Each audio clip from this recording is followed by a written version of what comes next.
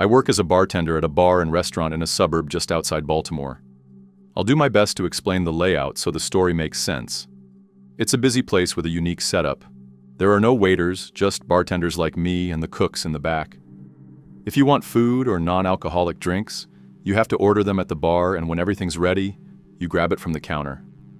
I'm not sure why things are done that way, but I guess it had something to do with management being cheap and trying to avoid hiring waiters. Either way, it keeps things fast-paced, which I actually like.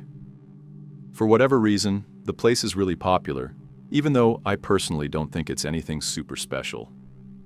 The atmosphere is lively most nights, with great music, a buzzing crowd, and a standing area near the DJ booth where people gathered to dance and chat. The constant flow of customers and the high-energy vibe make the job fly by. I love meeting and talking to new people, so the gig is perfect for me. I would probably lose my mind if I had to wait long periods of time between serving guests, but that's just me. I bet some people are the opposite. That particular night started off like any other. It was a weekend, so things were going to be super busy. I was ready. After a certain time, the bar started filling up with people. It looked like more of a younger college crowd that night, which meant more dancing, more spilling, and a rowdier environment in general. Oh yeah, and worse tips, which kind of sucked for me. This one group of kids just kept on ordering round after round of tequila shots, faster than I could line up the salt and limes. It's always chaos when they take over the bar. One of them was so plastered, he used the same pickup line on me like 3 times. I was running around doing my thing when I noticed an elderly couple walk in and sit down at the booth in the corner of the restaurant. At first glance, there was nothing strange about them. I just thought it was interesting that 2 people that age would want to come into a rowdy place like this. I didn't have too much time to think about it though, so I went back to work. Fast forward maybe 30 minutes to an hour. I was halfway through pouring a line of gin and tonics when I noticed the couple again. My hands kept working, muscle memory taking over, but my brain was stuck on them for some reason. That's when it hit me. They were just sitting there, motionlessly. They hadn't ordered anything either, no food and definitely not any drinks. I would have remembered. I looked a little closer and realized that they weren't even looking at each other. They were both fixated at the wall next to them.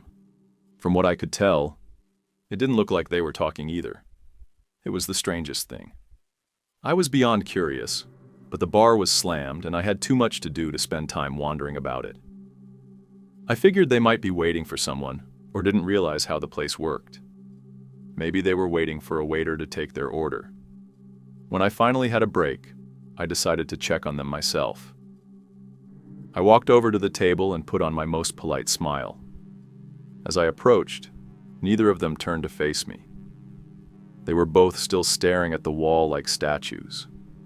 I cleared my throat and asked them if they wanted anything to eat or drink. The woman didn't even flinch. She kept staring at the wall like I hadn't spoken at all.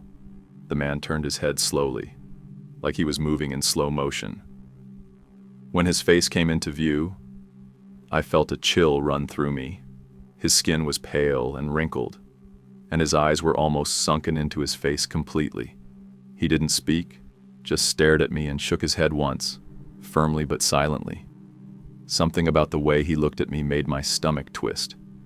I muttered something in response and quickly returned to the bar.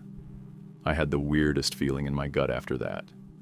Those people looked like they didn't even belong in this century, let alone this bar. I didn't look over at that booth for a long time. Eventually things started to die down a little and I remembered the couple. I glanced over impulsively, and I nearly dropped the glass I was holding. Both of them were staring directly at me now. I made direct eye contact with the woman, but she never averted her gaze. I don't think I'd ever been more uncomfortable at my job than I was in that moment.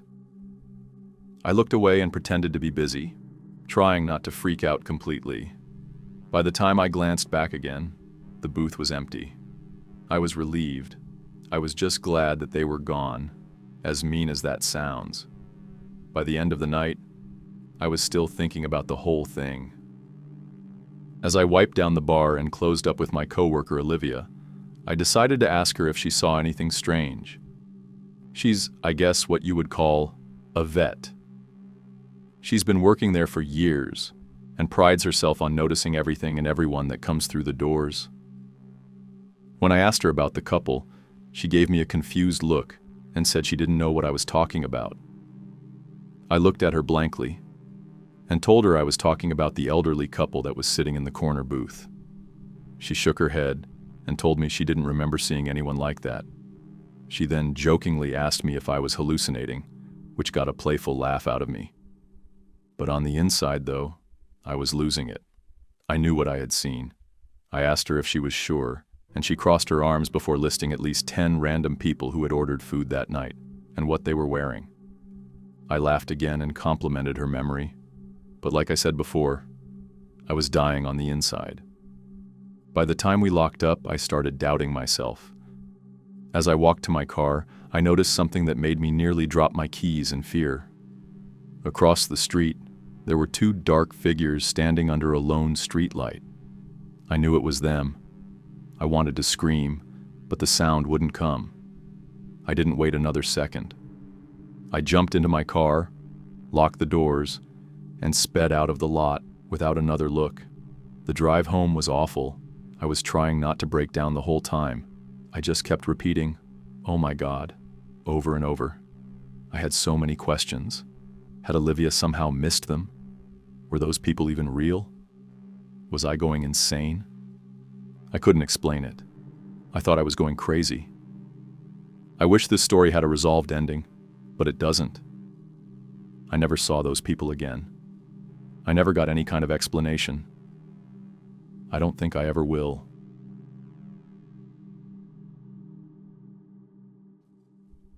Breakups are tough, even when you know they're for the best. I've been trying to keep myself together after splitting up with my boyfriend of 2.5 years. I don't really want to get into it. It wasn't messy or dramatic.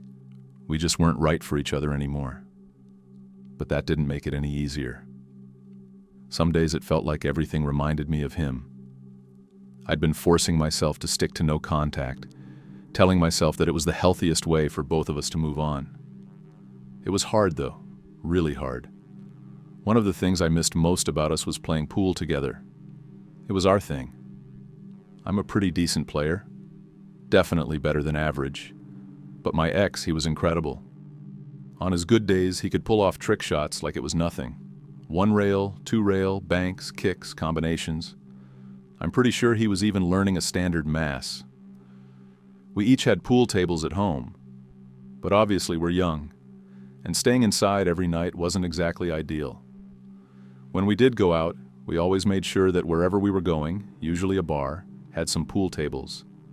We hated crowded bars with long waits for tables and screaming patrons though, so the places we went were quieter, usually attracting an older crowd. Dive bars with old scuffed tables and sticky floors were our sweet spot. Obviously, you can't expect to find a regulation table in pristine condition at any bar, but the dive bars were definitely a better shout than rowdy college bars. We were usually the youngest people there, but we didn't care. At that point in our relationship, we had grown somewhat bored of the typical college, let's get plastered every night mentality. Plus, even though I'm kind of shy, my ex was pretty charismatic and would get along with anyone. Us not being total newbies at pool didn't hurt either. A few weeks ago, I found myself missing that part of my life more than usual. It was a random Wednesday, though, so none of my friends were free. I didn't want to sit around the house feeling sorry for myself anymore, so I decided to head out to one of the bars we used to go to. I told myself it wasn't about nostalgia, that I just needed to get out. Believe me, I'm not the type of person, nor do I usually have the confidence to go out by myself. But I was feeling some type of way that night. The bar was exactly the same as I remembered. Dim lighting, worn-out stools, a jukebox in the corner. The familiarity was comforting, but it also stung. The memories came flooding back, and I almost turned around and left right then, but I forced myself to stay. After grabbing a few drinks, I wandered over to one of the pool tables and started idly chalking a cue. I'm not really sure what I was planning on doing there. Playing alone would have been a little odd. Luckily, my question was answered because a guy walked over. He was maybe in his mid-20s, the only person in the room even close to my age. He leaned against the table and asked if I was up for a game. I nodded and told him to rack 'em up. He put some money in the slot and started racking the balls. I laughed to myself as he racked them wrong, but I didn't say anything. We played a few rounds and I started to relax. He wasn't bad, not as good as my ex, but not terrible. I wasn't going easy on him though. I won every rack we played. We chatted as we played and he even bought me a couple of drinks. He was friendly enough, but it quickly became clear he wasn't the brightest guy in the world. I like sharp and quick-witted guys who can hold their own in a conversation. This guy? Not so much. Still, I didn't mind. It felt good to just play and talk and not overthink things for once. I was having a good time. After the fourth game, he popped the question, asking if I wanted to go back to his place. The question caught me off guard, but I guess I couldn't have been too shocked. I froze for a second before shaking my head. I tried to make it playful, saying he'd need a second date for that. In all honesty, I just didn't want to move so quickly. I guess I wouldn't have been totally opposed to taking things further with him, but a random Wednesday night wasn't the time for that. I guess I didn't do a good job turning him down though, because his entire demeanor changed. His smile dropped, and he literally started scowling at me. I was not prepared for what happened next. He said, "Are you serious?" and grabbed my wrist, saying something about spending all that money on those drinks. Before I could respond, he snatched my purse too. I had never been in a situation like that, so instead of screaming or fighting, I just kind of froze up. Even though we were in a public place, I was still terrified. Luckily, a couple of older guys at the bar noticed what was happening and stepped in. I'm honestly not sure what I would have done had they not. One of them told the guy to let me go. The guy glared at me, muttered something under his breath, and threw my purse back onto the table before storming right out of the bar. My heart was still racing, and I thanked those guys profusely for helping me out. That was it for me, though. I called an Uber and left the bar, still kind of shocked and trying to process what had just happened. I decided to close my eyes in the Uber. I must have fallen asleep because the next thing I remember is the Uber driver gently waking me up. We were parked across the street from my house. I thanked him, got out of the car, and started walking toward the door. As I rummaged through my bag for my keys, I impulsively checked my phone for the first time since leaving the bar. That's when I saw it. That god-awful notification. AirTag found moving with you. I nearly dropped my phone. My hand started to shake as I rummaged through my purse, tossing aside my wallet and makeup until my fingers brushed against something unfamiliar. I pulled it out and stared in disbelief. There was literally an AirTag in my bag. A wave of panic hit me, way worse than what I was feeling earlier. I was still standing in the middle of the street, so I threw it on the ground and stomped on it a bunch of times until I was sure it was broken. I fought back a scream and started breathing heavily. The cold wasn't helping. I needed to get inside. I looked around frantically, but the street was completely empty. Whoever had planted the AirTag, probably that guy from the bar, would know exactly where I was. Maybe not my exact house, but the street for sure. The houses on my street are large and spaced out, so he'd definitely be able to narrow it down. I grabbed my purse and sprinted to the back door, fumbling with the lock before finally getting inside. I slammed the door behind me and locked it, my heart pounding so hard it felt like it might burst. I was safe, but I couldn't stop shaking. I walked up to my room, wondering how I had gotten myself into this mess. Normally, I'm asleep by 10 p.m. and out cold for 9 or 10 hours, but there was no way I was going to sleep that night. I looked out my bedroom window, thinking maybe the scenery would lull me to sleep or something. As I was looking out the window, kind of mindlessly, I noticed an old, beat-up Lincoln Drive slowly past my house. Nothing too unusual, but it was kind of late for cars to be driving on a residential road.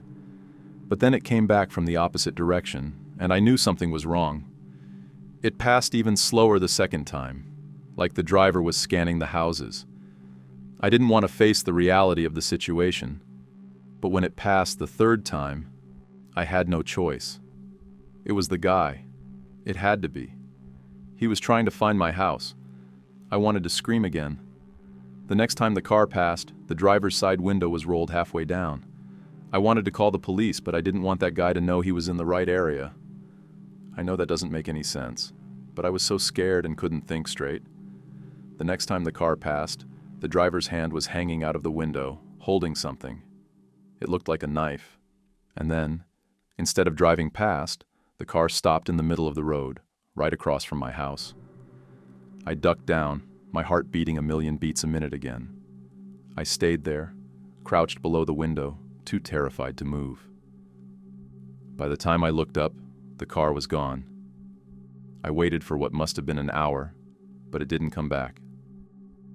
The next morning, I told my parents everything. My dad scolded me for not calling the police, but I told him I was too scared to. He called a buddy of his, a police chief, to ask for advice.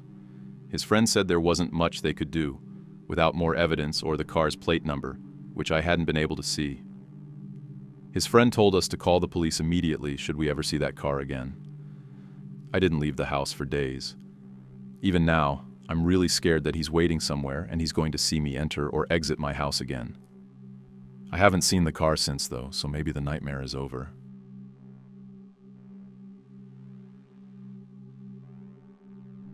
I don't have the most exciting life, but it's comfortable. I'm 40, single, no kids. Some people might find that depressing, but honestly, I don't mind. I've got a steady job, a decent house, and no one to answer to but myself. I work as a bartender at a high-end luxury rooftop in a neighboring town, catering to the kind of clientele who think regular bars are beneath them. I don't live anywhere near that level of luxury myself. My place is in a pretty middle-of-the-pack neighborhood about 20 minutes away. But working there has its perks. The tips are amazing. People in that area aren't shy about throwing money around, and the rotating crowd keeps things interesting. Since the bar is upscale, we don't have the typical regulars you find in a dive. I like that. I never quite liked how close some customers would get with me or any other bartender for that matter. Maybe that's just me, though. I like to keep to myself. I should probably mention that my name's Daniel. That'll be important later. It was a Friday night, our busiest night. The place was packed as usual with groups of friends clinking glasses, couples on date nights, and a few folks who probably wandered in just to feel important. I always like playing a mental game with my patrons. I try to figure out which ones are pretending to be something they're not. You can tell a lot about people by the way they order a drink. The ones who ask for complicated cocktails are usually trying to impress someone. The ones who order a whiskey neat, they've had a day. I had my eye on a couple at the end of the bar who were down to their last sips of wine. It's always better to offer a refill before they wave you down. I was in my groove, mixing drinks and chatting with customers, when I noticed someone walk in who definitely looked out of place. I clocked the guy immediately. He was clenching his teeth and scowling like he was furious. He had jet black hair that wasn't combed and sat like a bird's nest on his forehead. He was wearing a blank black hoodie under a faded leather jacket, which looked like it hadn't been cleaned in years. There were stains all over it, but none of that was as unsettling as his face. Like I said, he just looked so angry. He made a beeline for the bar, but he didn't sit down. He just stood there staring at me. I wondered to myself how he had gotten past the doorman in the lobby. I cleared my throat and asked if I could get him something to drink, trying to keep my tone neutral despite the weird vibe he was giving off. He didn't answer right away, which was strange. He just kept glaring at me like he was getting ready to swing. Finally, he muttered that he wanted a double shot of Jägermeister. I nodded, grabbed a glass, and poured the shot. Jaeger isn't a drink we pour often here. Most of our patrons are likely to ask for something a little higher quality. But hey, if someone wants Jaeger, I'm not about to question their taste. I set the glass in front of him and moved on to serve a few other patrons. When I came back to charge him, he tossed crumpled cash onto the counter. That also threw me off. Hardly anyone pays in cash at this place. Again though, It wasn't my place to judge. The guy didn't say anything as I rang him up, and I was ready to move on when he spoke again. I still remember his exact words. "I knew I'd find you here, Daniel." I froze. My eyes snapped to his as I scrambled to process what he just said. I put the glass in my hand down and demanded to know how he knew my name.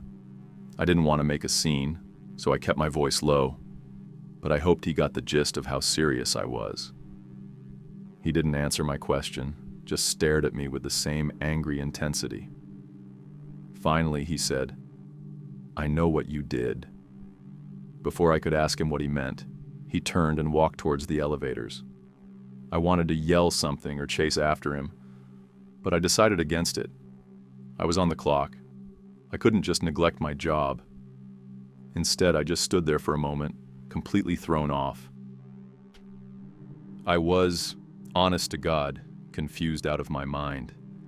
I didn't recognize him in the slightest. I couldn't think of anything I had done that would warrant such a cryptic statement. I'm no saint, but I don't go around making enemies. It put me in a sour mood for the rest of the night. When my shift finally ended, I drove home, but I couldn't stop thinking about what had happened earlier. I racked my brain for literally any explanation that made sense, but couldn't think of any. By the time I ended up going to bed, I was still relatively unsettled by the whole thing. Sometime in the middle of the night, I woke up randomly. I wasn't really sure what woke me up, as I didn't have to go to the bathroom, and I'm usually the type of person to sleep through the night. I didn't hear or see anything, but something felt off. Without moving, I kept my eyes open, waiting for them to adjust to the darkness. After about a minute, I saw something that gave me an adrenaline rush of fear. There was a dark mass in the corner of my room, next to the door. It was just standing there, but I was 100% sure it was something that didn't belong in my room. I felt my heart start to race, but I forced myself to stay still, pretending to still be asleep. Someone was in my room. I repeated that thought to myself like 6 times before truly processing it. I knew I had to do something. I counted silently to 3, and in one quick motion, I sprung out of bed, screaming like a crazy person. I was prepared for a fight, but the figure didn't come toward me. Instead, he bolted for the door. As he moved, I heard something clatter to the floor. I chased after him through my house, but by the time I reached the front door, it was wide open, and whoever had been in my room was gone. I wanted to run out into the yard to look for him, but I was worried that I'd be walking directly into a trap. Instead, I made what I still think is the smart decision and slammed the door shut and locked it. I thought back to the clatter I had heard earlier in my room. I walked back to my bedroom, turned on the light, and froze. In the corner of the room, there was a knife just laying there on the floor. It was one of mine, taken from the kitchen. I felt sick. Whoever I had just chased was planning to hurt me, possibly kill me. I called the police right after that, and they quickly arrived and searched both my house and my yard, but found nothing. I gave a description of the man from the bar, and the police got the video footage from my bar, but they haven't been able to find him yet because I haven't heard anything. The thing that freaks me out the most is that I know for a fact I had locked all my doors that night. I locked them every night. During their search, though, the police were never able to figure out how that man entered my house. None of the windows were broken or unlocked, and there was no sign of forced entry. To this day, I still have no idea how he got inside. I haven't seen him since, but I would be lying if I said I don't think about this encounter often.